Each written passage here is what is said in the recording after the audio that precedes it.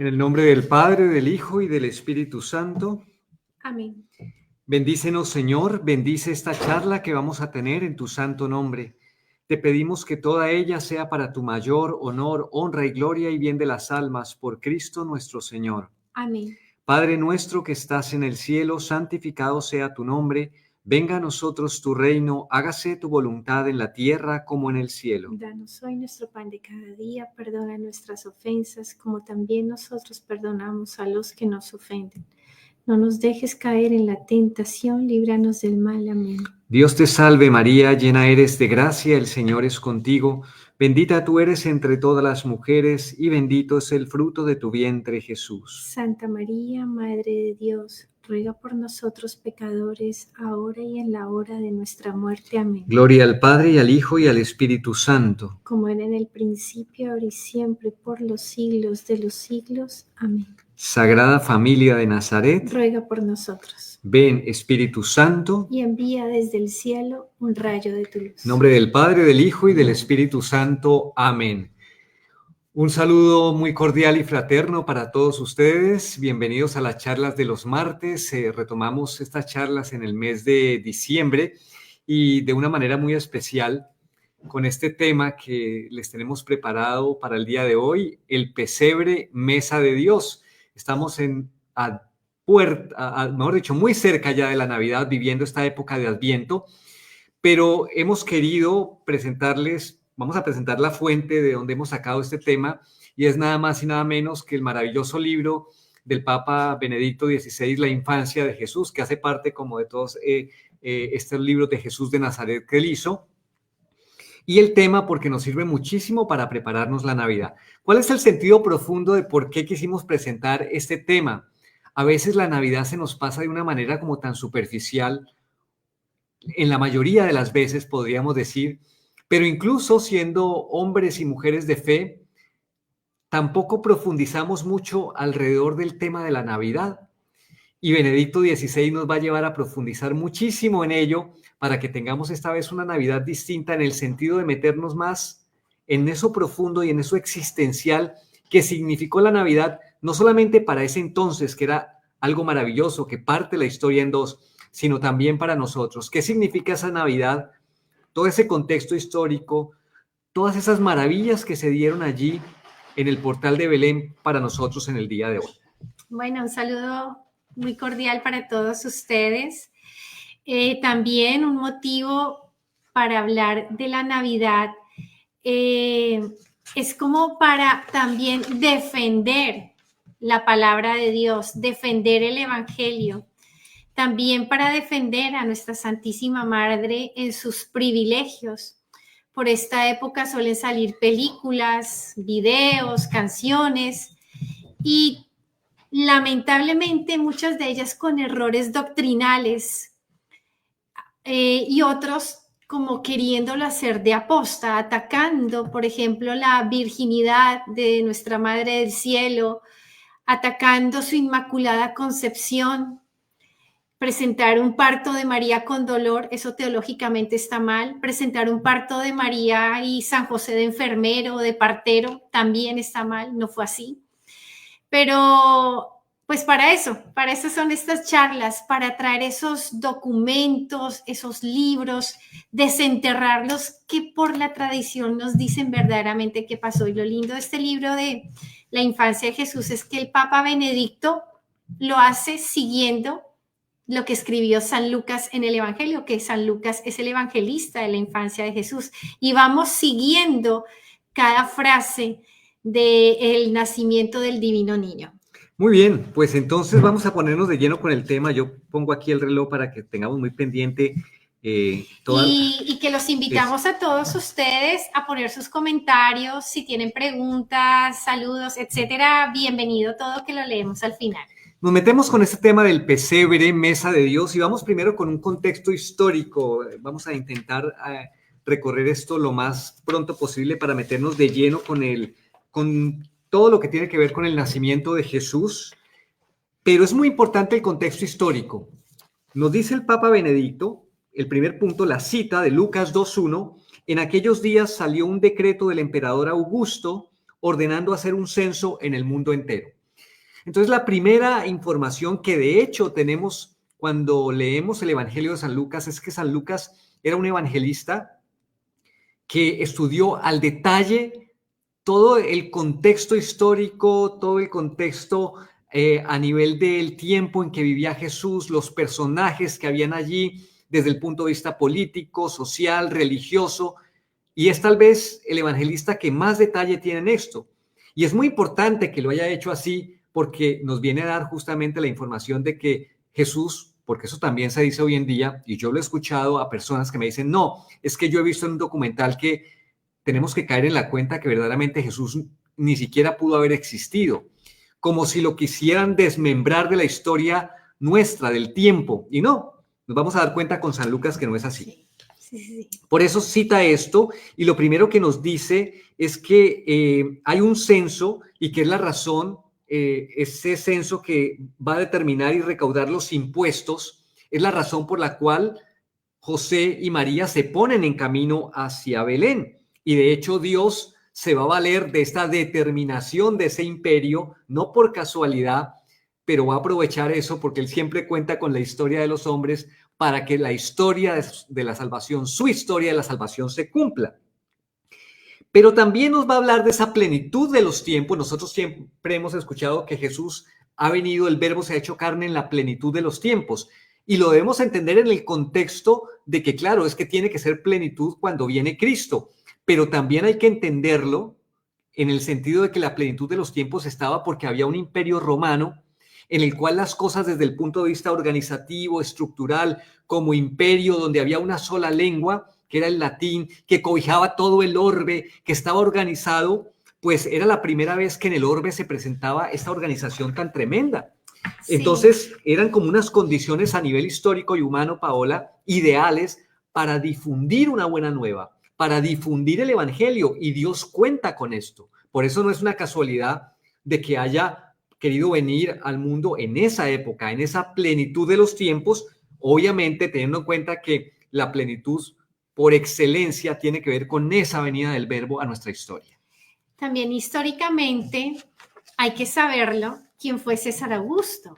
Fue el primer emperador del Imperio Romano y que él gobernó del año 27 antes de Cristo al 14 después de Cristo, casi 40 años, un poquito más de 40 años, y que gracias a este emperador se estaba viviendo la Pax Augusta. ¿Por qué había esta paz? Pues porque gracias a él se había conquistado las Galias, ya eran romanas, Hispania. Las Galias es lo que hoy en día es Francia, Hispania ya estaba totalmente conquistada, es lo que hoy es España, y el vasto imperio que iba desde Occidente, que precisamente era España, hasta más allá del Medio Oriente, pues era gobernado por los romanos y había una pax que se le llama Pax Augusta. Entonces, esa plenitud de los tiempos, pues fíjense cómo se ensambla en esa paz que se estaba viviendo en ese momento. Por el lado del imperio había paz y en el lado divino, trascendental, pues también. Sí, vamos a ver que entonces esas son las condiciones para que llegue esa plenitud de los tiempos. Y vamos ahora a ver también otra cosa muy interesante de este contexto histórico, y es que esa profecía de que iban a ser un salvador, de que iba a venir alguien en esa plenitud de los tiempos, no era solamente algo que ocurría en el ambiente judío, sino que también existían en otras regiones esas profecías de que se estaba esperando un salvador, de que se estaba esperando algo divino que viniera en esta plenitud de los tiempos. Entonces, quiero leer, porque esto es muy interesante lo que dice aquí el Papa Benedicto, que esa conexión de Jesús y Augusto es mucho más profunda, porque además, seguramente que Augusto escuchó esta profecía y cuando él llega a ser emperador, no quería ser un soberano cualquiera como los demás emperadores. Entonces hay un descubrimiento arqueológico que se llama la inscripción de Priene, que se remonta al año 9 antes de Cristo y nos muestra cómo quiso él que lo vieran y lo comprendieran. Allí dice que el día en que nació el emperador ha dado al mundo entero un nuevo aspecto. Este se habría derrumbado si no hubiera surgido en el que ahora nace una felicidad común.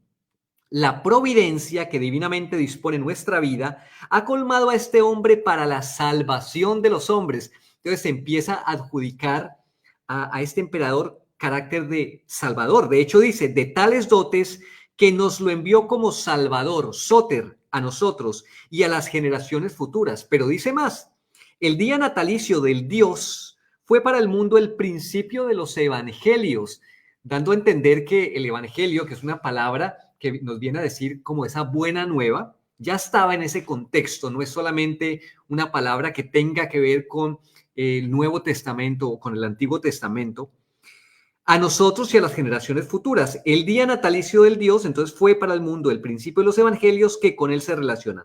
Con su nacimiento debe comenzar un nuevo cómputo del tiempo. Entonces, muchos elementos que hacen pensar cómo también en la redacción de Lucas, él viene, digamos, a recoger con lo minucioso que es todo eso que está en ese contexto histórico, pero lo viene a aplicar al auténtico Salvador, al auténtico que va a computar los tiempos nuevos, que va a ser nuestro Señor Jesucristo. Si ustedes leen un libro de las visiones de Santa Catalina Emmerich, que ella, aparte de ver la pasión de nuestro Señor Jesucristo, ella también tuvo las visiones del nacimiento de nuestro Señor Jesucristo.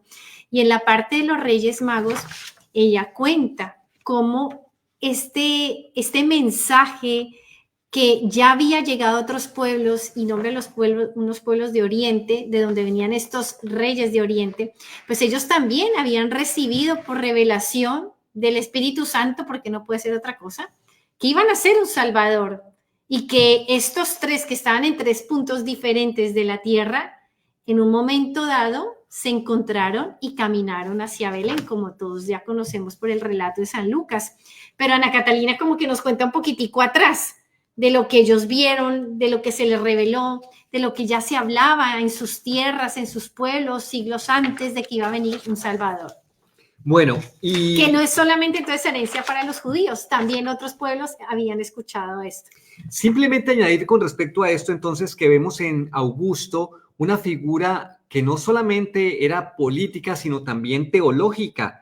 De hecho, hay un texto, dice ya en el año 27 antes de Cristo, 3 años después de su toma de posesión, el Senado romano le otorgó el título de Augustos, es decir, el adorable. Entonces, ya nos damos cuenta que ese Augusto, ese emperador, se da una categoría no solamente a nivel político, no solamente a nivel de la paz, emperador de la paz, sino que además un carácter divino. Y este es el contexto en el que va a llegar nuestro Señor Jesucristo. Y yo creo que ahora sí nos podemos meter de lleno con el nacimiento. Eso es como un contexto histórico pero es muy interesante. Y otro documento que les recomendamos que lean, es una exhortación apostólica, me parece que se llama así, del Papa San Juan Pablo II, que se llama Redemptoris Custos, el custodio del Redentor, que es como las reflexiones que tiene el Papa Juan Pablo II sobre San José. Esto es maravilloso, hay que leerlo, porque también el Papa se centra en lo que es el censo, y que el censo, por decirlo así, es un evento civil, cívico, mandado por Roma, ya, y que también históricamente, como quedó registrado en los evangelios, pues históricamente quedó registrado Jesús, porque María y José se registraron en el censo y quedó registrado ese niño, porque así no hubiese nacido, quedó registrado, y que también quedó registrado para ese mundo civil de que San José era el padre legal del niño Jesús. Esto es muy interesante, esto es hermoso conocerlo y también verlo con esos ojos, ¿no? Esos ojos históricos, porque Jesús realmente existió, es un hombre histórico y que es también el Hijo de Dios. Bueno, y quiero cerrar esto como lo cierra aquí Benedicto XVI, porque el contexto histórico no tendría sentido si, como tú dices, no se lleva a lo sobrenatural. Termina diciendo, Jesús no ha nacido y comparecido en público en un tiempo indeterminado. Y dice, el Logos eterno se ha hecho hombre Y esto requiere el contexto del lugar y el tiempo. Pero ahora dice, la fe está ligada a esta realidad concreta, aunque luego, muy importante esto, se supera el espacio temporal y geográfico por la resurrección. Y después, el ir por delante a Galilea del Señor se introduce en la inmensidad abierta de la humanidad entera. Es decir, a la realidad histórica llega la resurrección y luego el Señor es tan padre, tan hermoso, que quiere incluir la resurrección en nuestro espacio-tiempo y viene después de resucitado y va delante de Galilea para insertarnos en esa fe de la resurrección. Ya, ese es el contexto y la perspectiva, digamos, sobrenatural. Nos vamos con el nacimiento de Jesús, que es otra cita de Lucas 2:6, que nos dice que mientras estaban allí, en Belén, le llegó el tiempo del parto y dio a luz a su hijo primogénito. Lo envolvió en pañales y lo acostó en un pesebre porque no tenían sitio en la posada. Miren, el peso de cada palabra y el peso de cada frase tiene una profunda meditación que es lo que vamos a ver ahora. Estemos muy atentos, tiene que ver mucho el hecho de que haya sido allí en Belén, de que haya dado a luz su hijo primogénito, que lo haya envuelto en pañales, que lo haya acostado en un pesebre, porque no había sitio en la posada. Comencemos entonces con el comentario por las últimas palabras de esta frase, dice el Papa. No había sitio para ellos en la posada. Y él nos dice que la meditación de la fe de estas palabras, pues ha encontrado un paralelo con el prólogo de San Juan. Vino a su casa y los suyos no lo recibieron. Juan 1:11. Para el Salvador del mundo, para aquel que en vista de lo cual todo había sido creado, no hay sitio. Y pone la otra cita, las zorras tienen madrigueras, los pájaros nidos, pero el Hijo del Hombre no tiene dónde reclinar la cabeza. El que fue crucificado fuera de las puertas de la ciudad, nació también fuera de sus murallas. Entonces, ese no había sitio es muy importante. Y si queremos hacerle un contexto actual, tendríamos que reflexionar si Jesús tiene sitio en nuestras vidas personales y si tiene sitio en nuestra familia. ¿Somos modelo de ese sitio que debe tener Jesús como padres de familia? ¿Le hacemos ese modelo a nuestros hijos teniendo una vida verdaderamente evangélica, no tanto en que lo prediquemos, sino en cuanto a que lo vivamos y que de esa manera Él tenga sitio en nuestras vidas?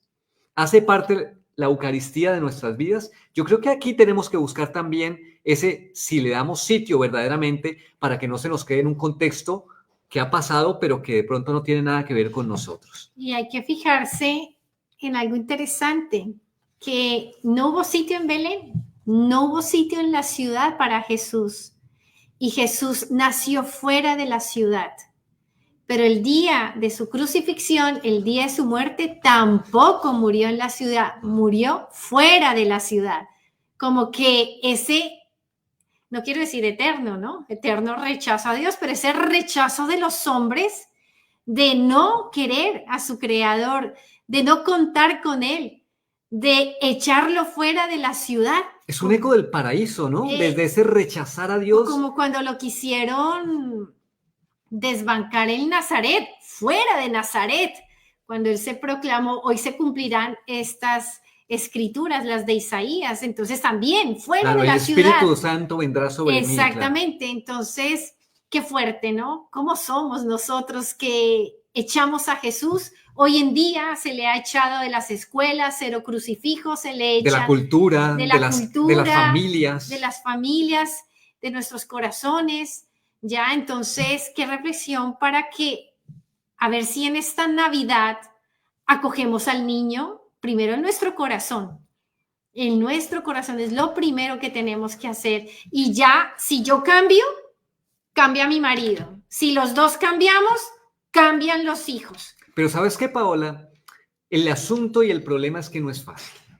Porque para acoger a Jesús, obviamente está implícita la cruz y el sacrificio. Y aquí viene el siguiente tema, porque ya desde su nacimiento, Él no pertenece a ese ambiente que según el mundo es importante y poderoso.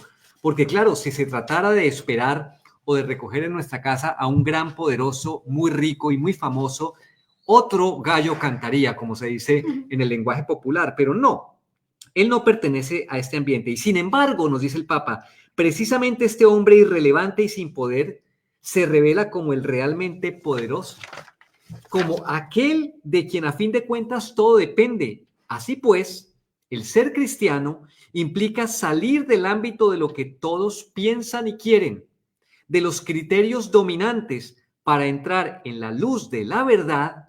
Poco se habla de la verdad hoy en día, sobre nuestro ser, y con esta luz llegar a la vía justa.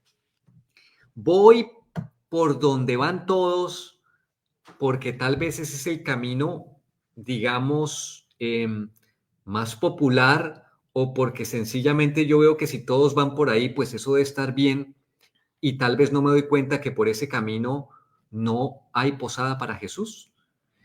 Pues miren, hay que asumir esto, porque el que se mete de redentor sale crucificado. Eso es un hecho, pero no tenemos que tener miedo por eso. Al contrario, como el Señor nos ha dicho, el que me reconozca, yo lo reconoceré.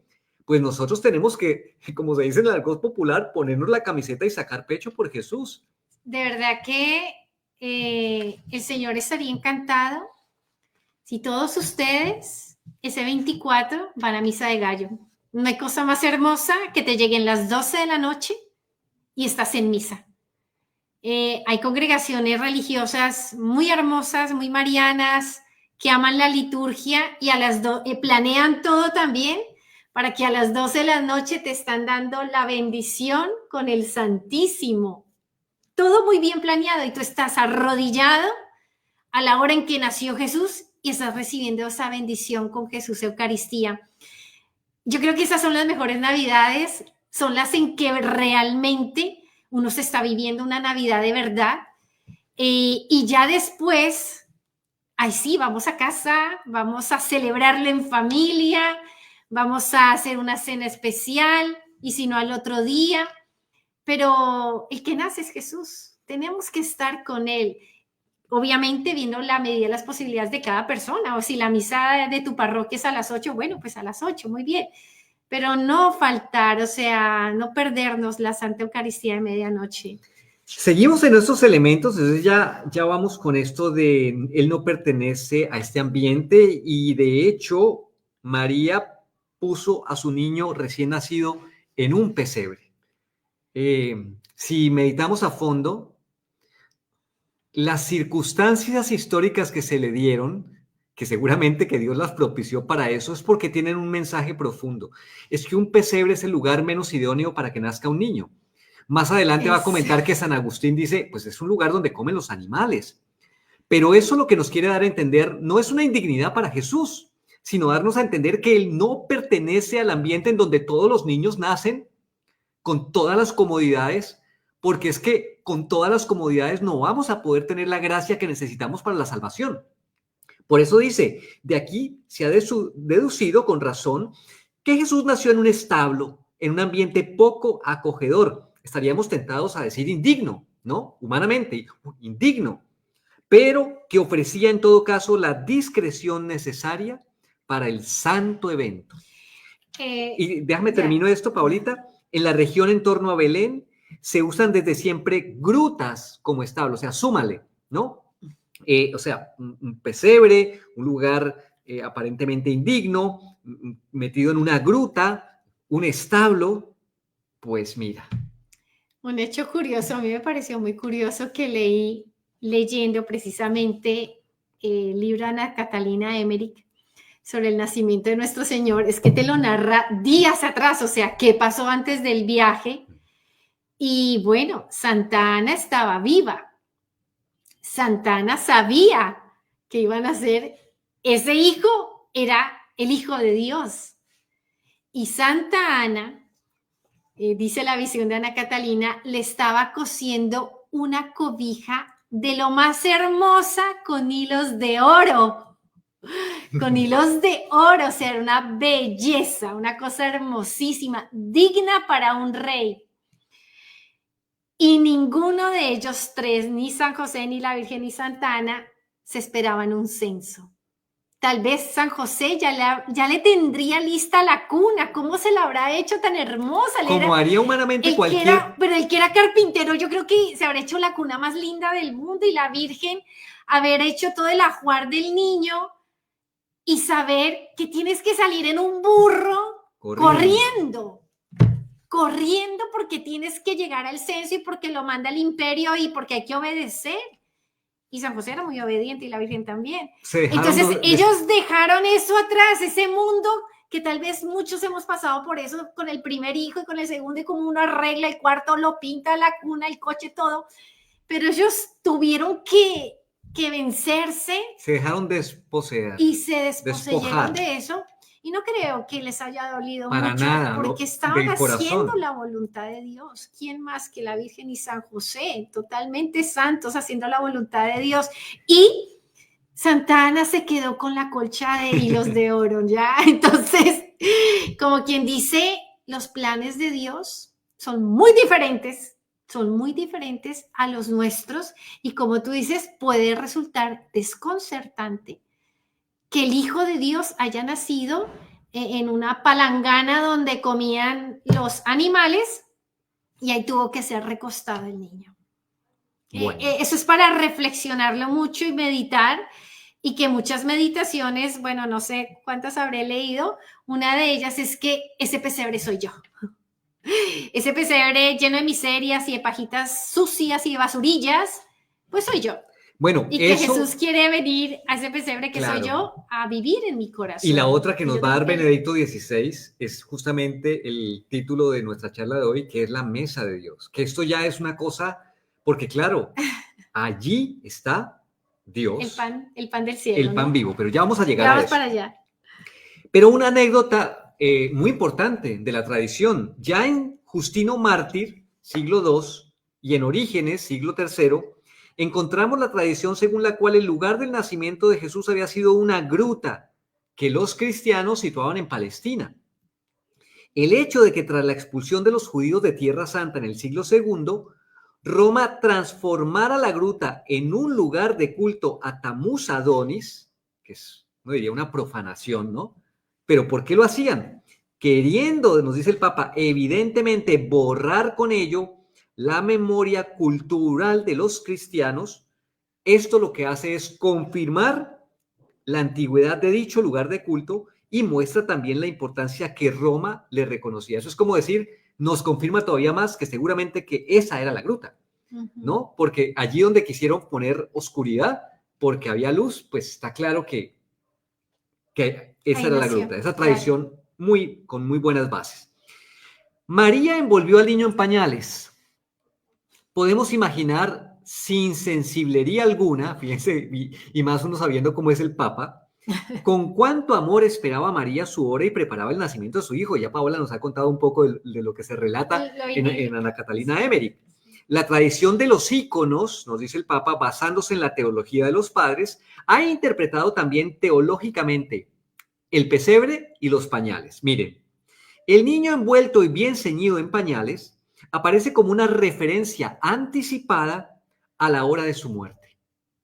Es desde el principio el inmolado, como veremos todavía con más detalle cuando se reflexione sobre la palabra primogénito. Por eso el pesebre se representaba como una especie de altar, por eso la mesa de Dios.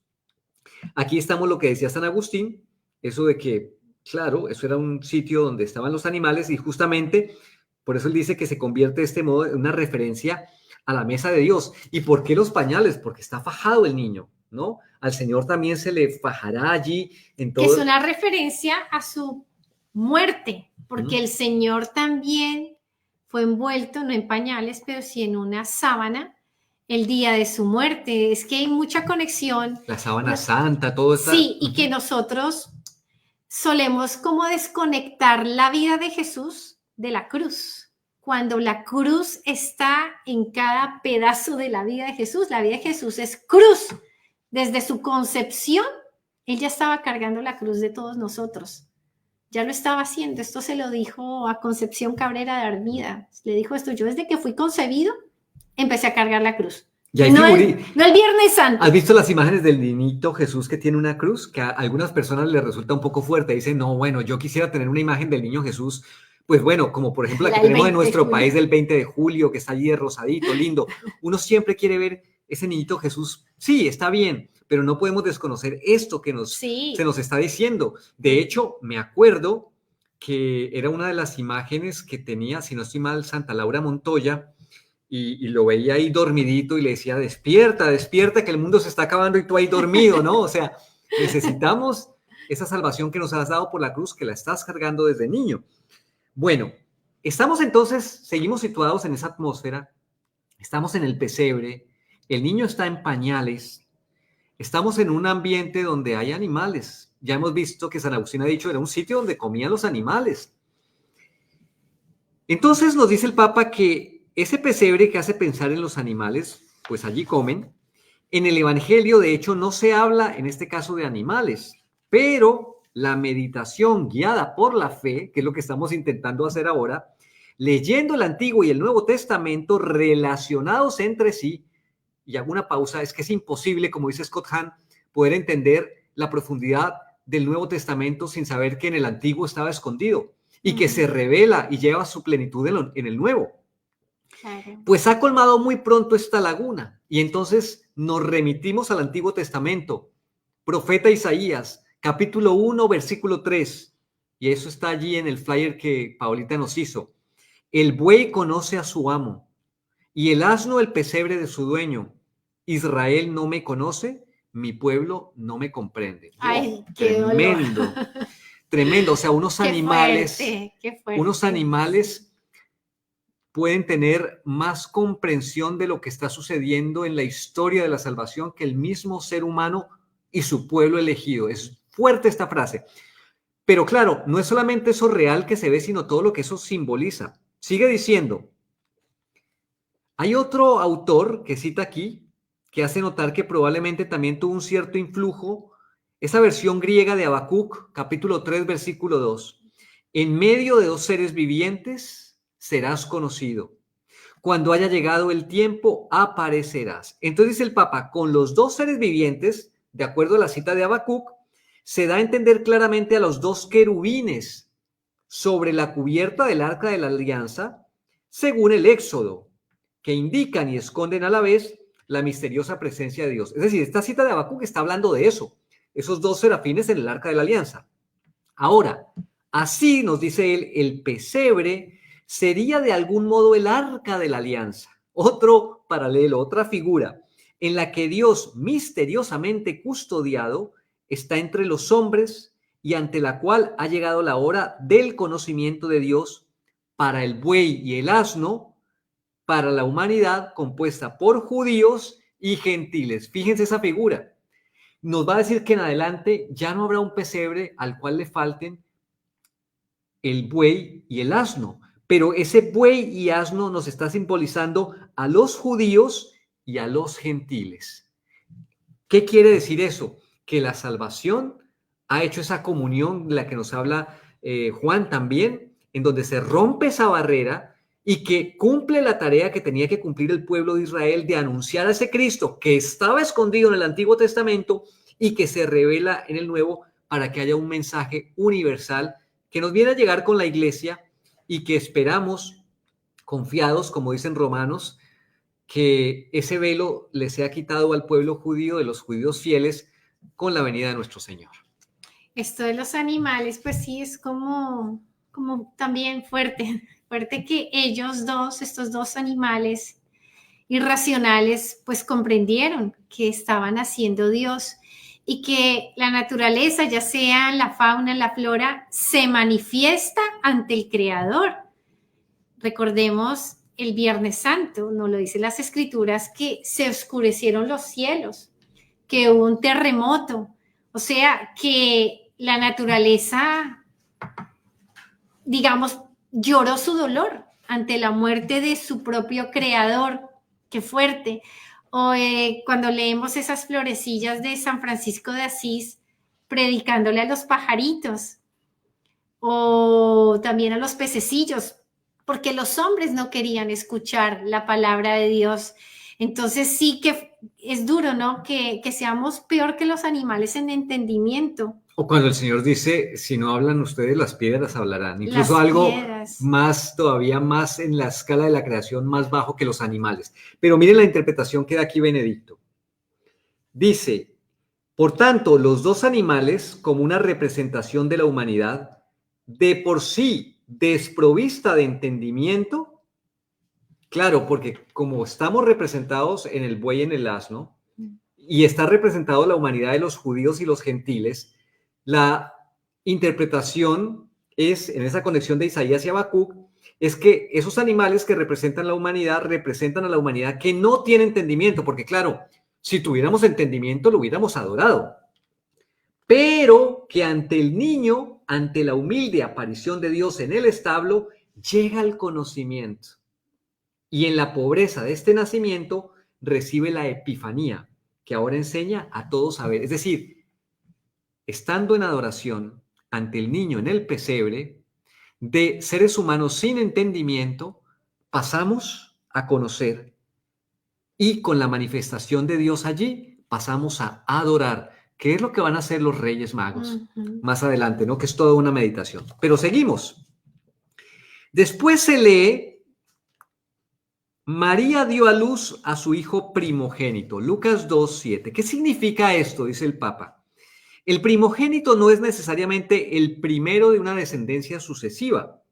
La palabra primogénito no se refiere a una numeración consecutiva, sino que indica una cualidad teológica. Ay, qué interesante. Muy interesante, porque claro, uno dice primogénito, el primero, ¿no? Y después el segundo, el tercero. No, no, no. Una cualidad teológica que está expresada en las recopilaciones más antiguas de las leyes de Israel.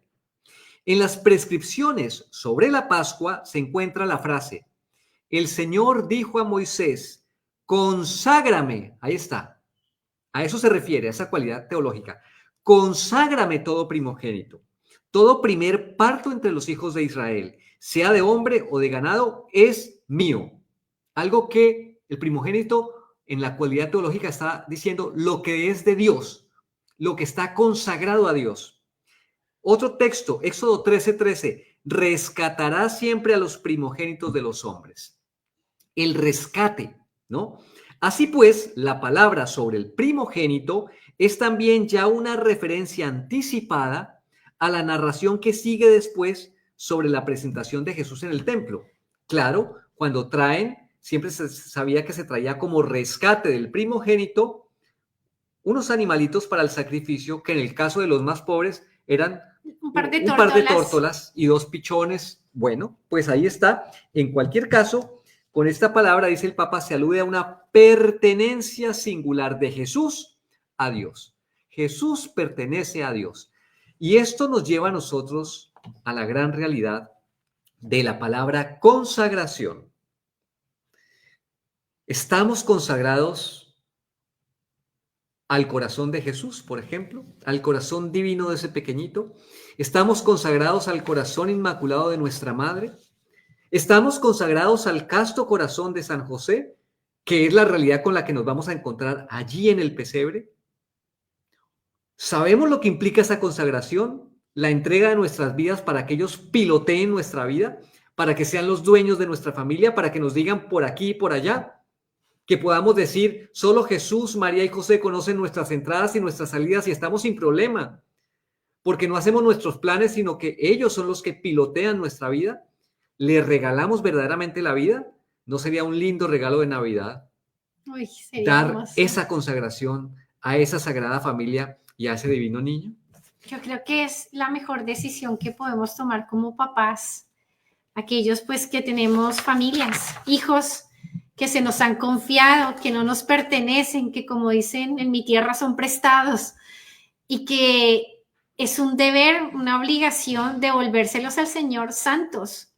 Para eso estamos los papás, para ser santos, Él y yo, y santificar a nuestros hijos y enseñarles la fe, que es lo que realmente les va a ayudar a ser felices, felices aún en medio del dolor, felices pero con Cristo, con esperanza, con fe, con caridad, con la cruz, cargando con la cruz, combatiendo, porque esta vida es puro combate, pero felices porque estamos haciendo su voluntad, estamos en su barca y él la pilotea.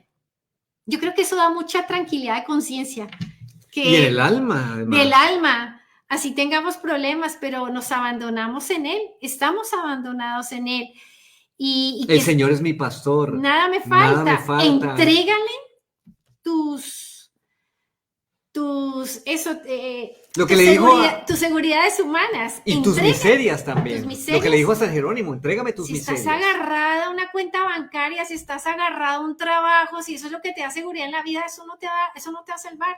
No quiere decir que no trabajes, no. Pero todo eso también entrégaselo a Dios. Y ahora que hablamos de el Señor es mi pastor, nada me falta, en aquella región había unos pastores. Nada de esto es casualidad, todo tiene un significado profundo. Que pasaban la noche al aire libre velando por turnos su rebaño. Y un ángel del Señor se les presentó, la gloria del Señor los envolvió en claridad. Lucas 2:8. Dice el Papa, los primeros testigos del gran acontecimiento son pastores que velan. Claro, el significado de los pastores que velan, porque tenían que cuidar las ovejas y a veces los agarraba allí la noche, y por eso se metían a cuevas. Ellos velan, y el mensaje es sobrenatural. Estamos en una época de Adviento donde estamos velando. Vigilad. Mucho se ha reflexionado sobre el significado que puede tener el que sean precisamente los pastores los primeros en recibir el mensaje. Y me parece, dice el Papa, que no es necesario emplear demasiado talento en esta cuestión. Jesús nació fuera de la ciudad, en un ambiente en que por todas partes en sus alrededores había pastos, a los que los pastores llevaban sus rebaños. Era normal, por tanto, que ellos, al estar más cerca del acontecimiento, fueran los primeros llamados a la gruta. Uno podría decir, ay, pues sí, porque el Papa también tiene ese espíritu real. Estamos viendo también el contexto histórico, pero hay más, no es solamente eso. Naturalmente, se puede ampliar inmediatamente la reflexión. Quizá ellos vivieron más de cerca el acontecimiento, no solo exteriormente, y aquí viene lo importante, sino interiormente. Más que los ciudadanos que dormían tranquilamente. Y tampoco estaban interiormente lejos de Dios que se hace niño. Esto concuerda con el hecho de que formaban parte de los pobres, de las almas sencillas, a los que Jesús bendeciría porque a ellos está reservado el acceso al misterio de Dios. Ellos representan a los pobres de Israel, a los pobres en general, los predilectos del amor de Dios, que el Papa utiliza siempre esa palabra en hebreo, los anahuim. ¿Por qué no suspiramos y deseamos ser esos anahuim? Porque la pobreza no es solamente una ausencia material, porque él también reflexionaba de que también hay pobres ricos, es decir, en el sentido de que anhelan la riqueza material. Entonces no solamente es el despojo material, es el despojo interior, el dejarse despojar, como un San José que se dejó desposar de sus planes, que aparece silencioso en el Evangelio, que tiene que prestar totalmente su vida y su voluntad a esa voluntad de Dios que lo ha despojado de todo, de su propio plan de vida. Bueno, eso es todo un tema que toca el Papa también. Yo quería decir algo sobre los pastores. No sé dónde lo leí, si fue Ana Catalina de América o Conchita, que representan el sacerdocio. Los pastores son también los sacerdotes. ¿Por qué? Porque es la referencia del sacerdote como buen pastor. Hay muchos versículos, citas bíblicas del Antiguo Testamento que habla del buen pastor y del mal pastor. Ese mal pastor que le quiebra las patas a sus ovejitas, que si están enfermas las dejan que se mueran. Pero también el Señor habla del pastor y nuestro Señor se da hacia nosotros como el buen pastor que da la vida por las ovejas, como el Evangelio de hoy, el que va en busca de la oveja perdida, y que esos pastores que fueron los primeros en creer, eso es algo muy importante que tenemos que rescatar de los pastores de Belén, fueron los primeros que creyeron y fueron y se postraron ante el divino niño. Volvamos al texto de la narración de la Navidad, dice el Papa Benedicto, el ángel del Señor se presenta a los pastores, entonces vamos con los ángeles, y la gloria del Señor los envolvió de claridad y se llenaron de gran temor, pero el ángel disipa su temor y les anuncia una gran alegría para todo el pueblo. Hoy en la ciudad de David os ha nacido un Salvador que es el Mesías, el Señor. Y se les dice que encontrarán como señal a un niño envuelto en pañales y acostado en un pesebre. Entonces dice, de pronto, en torno al ángel, apareció una legión del ejército celestial que alababa a Dios diciendo, gloria a Dios en el cielo y en la tierra paz a los hombres en quienes Él se complace. Y aquí viene la meditación.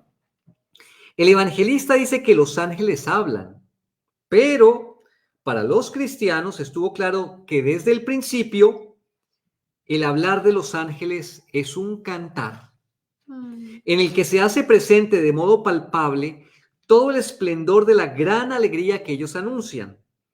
De hecho, también hay revelaciones del canto de los ángeles que nos dice algún santo que si escucháramos en vida el canto de un ángel quedaríamos muertos. De lo sublime que es, y el ser humano tan frágil no sería capaz de resistir ese canto del ángel porque eso pues será tan sublime que yo creo que las vibraciones tienen que destruir totalmente nuestra estructura física. Bueno, cierro paréntesis. Y así desde aquel momento hasta ahora el canto de alabanza de los ángeles jamás ha cesado. Continúa a través de los siglos siempre con nuevas formas y en la celebración de la Natividad de Jesús resuena siempre de modo nuevo. Se comprende, dice, bien que el pueblo sencillo de los creyentes haya después oído cantar también a los pastores y que hasta el día de hoy se una a sus melodías en la noche santa. O si no, no veíamos también a los tres pastorcitos de Fátima, a Francisquito allí con la flauta, expresando con el canto la gran alegría que desde entonces hasta el fin de los tiempos se nos ha dado a todos. Pero ahora dice el Papa, ¿pero qué es lo que han cantado los ángeles según la narración de San Lucas? Ellos ponen en relación la gloria de Dios en el cielo con la paz de los hombres en la tierra, ¿no? Y de hecho va a ser una reflexión.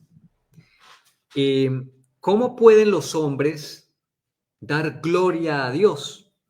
Gloria a Dios en los cielos y en la tierra, paz a los hombres de buena voluntad. Nosotros decimos muchas veces que tenemos que glorificar a Dios, pero el Papa va a hacer una reflexión. Él va a decir, la gloria es solamente de Dios. O sea, Dios tiene la gloria desde la eternidad.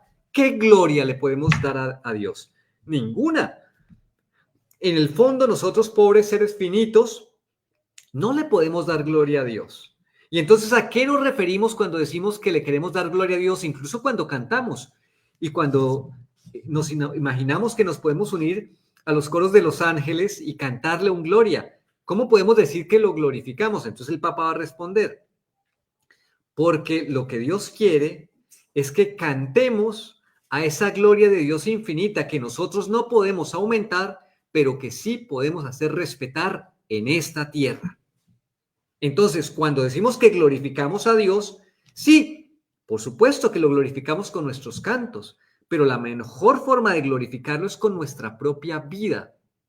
Porque si somos como los pastores, si imitamos a esos personajes del Belén, José, María, en nuestras vidas, es la manera como le damos gloria a Dios. Como decimos, Dios es glorioso.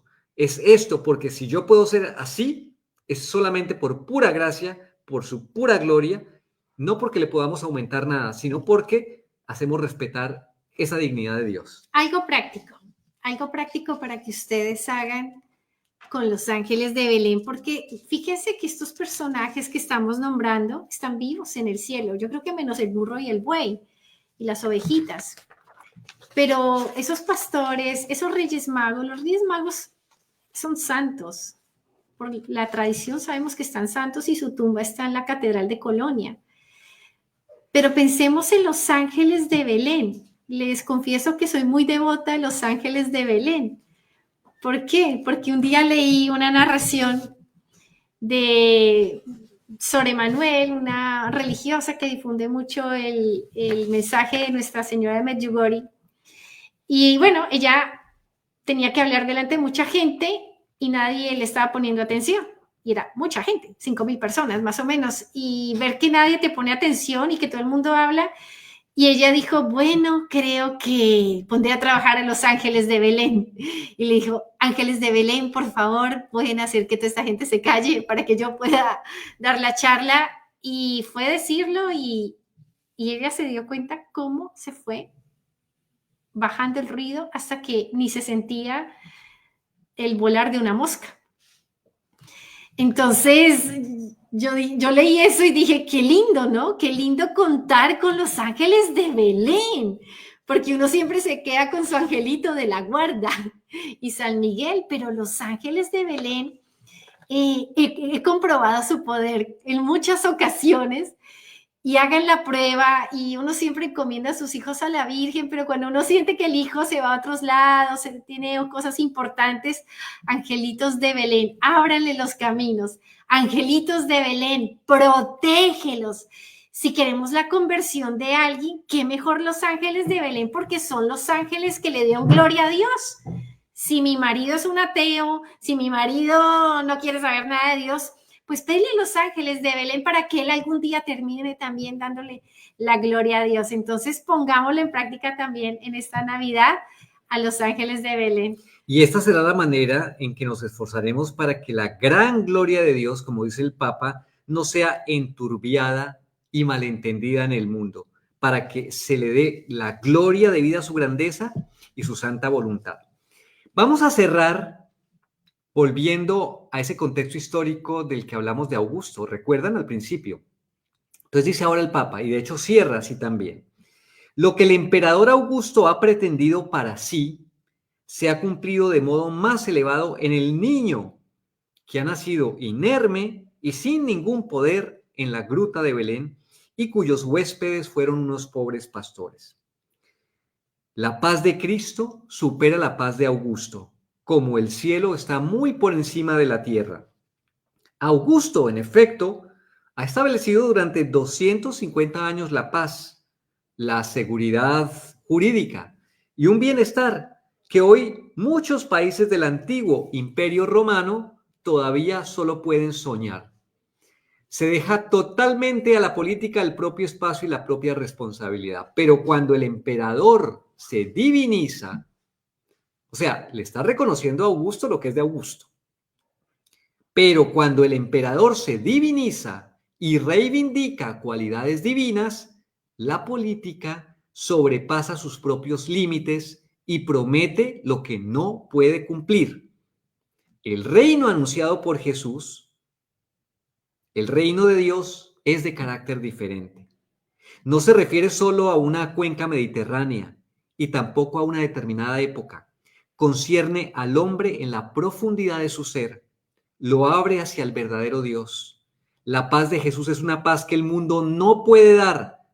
Aquí se trata en definitiva de la cuestión sobre el significado de redención, liberación y salvación.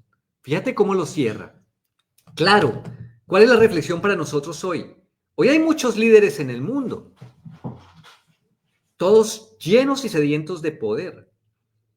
Y uno podría decir que incluso en esa sed de poder y en esa estructura que ha hecho, pueden haber muchos ordenamientos que den de comer, que den techos, pero eso no sacia. Eso no es lo que sacia. Y sin embargo, viendo todos esos beneficios, cuando se ponen en el papel de Dios, viene el fracaso.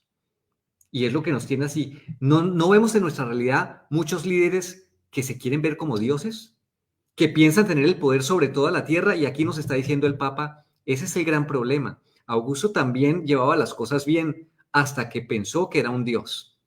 Dios es solamente Dios. Termina diciendo, vamos derechos a Belén a ver eso que ha pasado. Los pastores se apresuraron. ¿Qué cristianos se apresuran hoy cuando se trata de las cosas de Dios? Si algo merece prisa, tal vez esto quiera decirnos también tácitamente el evangelista, son precisamente las cosas de Dios.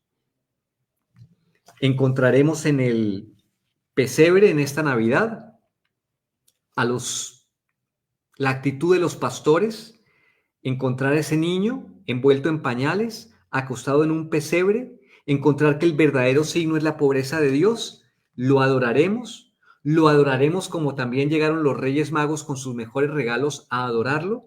Hagámoslo, hagamos realidad eso que nos está diciendo aquí el Papa. Hagamos que Dios nazca en nuestros corazones, nazca en nuestras familias, nazca en nuestra vida y será la manera correcta de adorar. Yo termino con esta frase que dice el Papa sobre esa gloria de Dios y ese canto de los ángeles que también como que tiene que inundar nuestras casas, nuestras vidas. Dice, Dios es glorioso y esto es verdaderamente un motivo de alegría. Existe la verdad, existe el bien y existe la belleza. Estas realidades existen en Dios, de modo indestructible. No busquemos la belleza fuera de Dios. Encontrarás algo que se marchitará y se podrirá más adelante. No busques el bien fuera de Dios, no será un verdadero bien. Y la alegría, buscarla fuera de Dios, se acaba. Busquemos esa alegría en Dios que va a ser eterna. Apuntemos allá. Allá es donde hay que apuntar todas las cosas, pero especialmente la Navidad, un tiempo tan bonito, tan de familia, tan de estar con ese niño que nace, tan tierno, con la madre que está esperando al niño, el padre que también.